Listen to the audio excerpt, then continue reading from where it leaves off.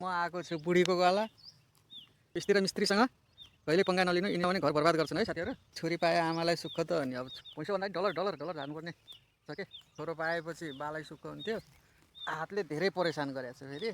बुढे तिम्रो जागिरी कहिलेबाट हो त स्टार्ट? मैले सोयाबिन भिजाइदिएको छु, आलु काट्यो है भनेर आम अब के गर्दैछिन्। अब मोबाइल चलाउन लाग्यो त होला। माया गरिदिनु होला, लाइक गरिदिनु होला, कमेन्ट गरिदिनु होला। एक गिलास मही खायो भने शीतल ज्यान हुन्छ।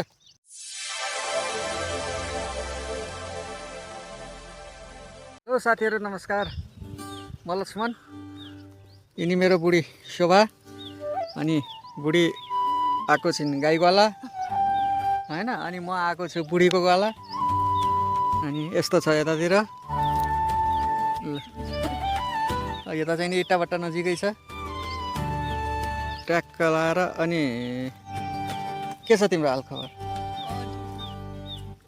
अलि बेसरी भन न, यहाँ सुन्ने न। ठीक छ के, बहुत ठीक छ हो ल।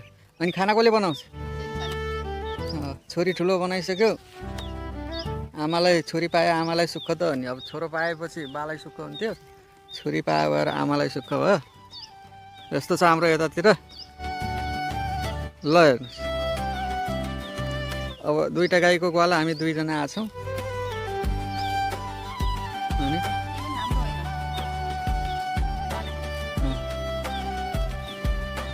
ल हेर्नुहोस्,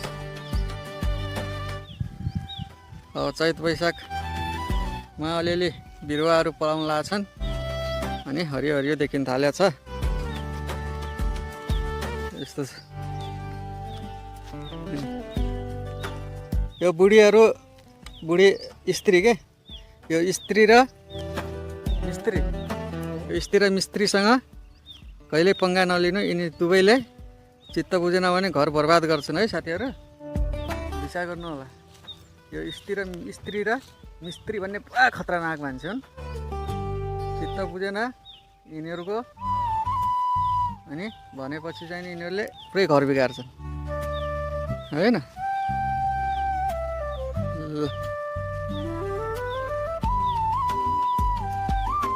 अब 7-8 बजे अहिले यति बेला। खाना कति बेला खाने हो पाक्ने हो थाहा छैन। यस्तो छ। अनि मलाई यो हातले धेरै परेशान गरेको छ फेरि। मोबाइल पक्रेपछि फेरि हात पक्र्न मिल्दैन। अनि बुढी तिम्रो जागिरी कहिलेबाट हो त स्टार्ट? थाहा छैन, निश्चित छैन। आजबाट त छोरीको स्कुल पनि होला। ट्याक्कै 4 कक्षामा पढ्ने भयो यो छोरी पनि। 4 क्लासमा गइछ। आजबाट स्कुल स्टार्ट होला। मैले चाहिँ नि छोरी, मैले सोयाबिन भिजाइदिएको छु, आलु काट्यो है भनेर आम अब के गर्दैछिन्। अब मोबाइल चलाउन लाग्यो त होला। यस्तो छ। भिडियोहरू धेरै टाइम भयो क्या युट्युबमा नहालेको। अनि माया गरिदिनु होला, लाइक गरिदिनु होला, कमेन्ट गरिदिनु होला। यही हो, छिट्टो पैसा कमाउने म प्लानमा छु। पैसा भन्दा पनि डलर डलर डलर हाल्नुपर्ने छ के। अलिकति आर्थिक पनि सुधारिएला। ल सबैले माया गरिदिनु होला। अनि गाई जेठमा ब्याउनी छ। अनि यसको यो पहिलाको बाछी हो। अनि दही दुध गर्मीको महिनामा टक्क लगाएर 1 गिलास मही खायो भने शीतल ज्यान हुन्छ। हुन त अब पैसा हुनेलाई डेरी छँदैछ। अब आफ्नो त बिना पैसाको परियो हेर्नुहोस्। ल है त अर्को भिडियोमा भेटौँला।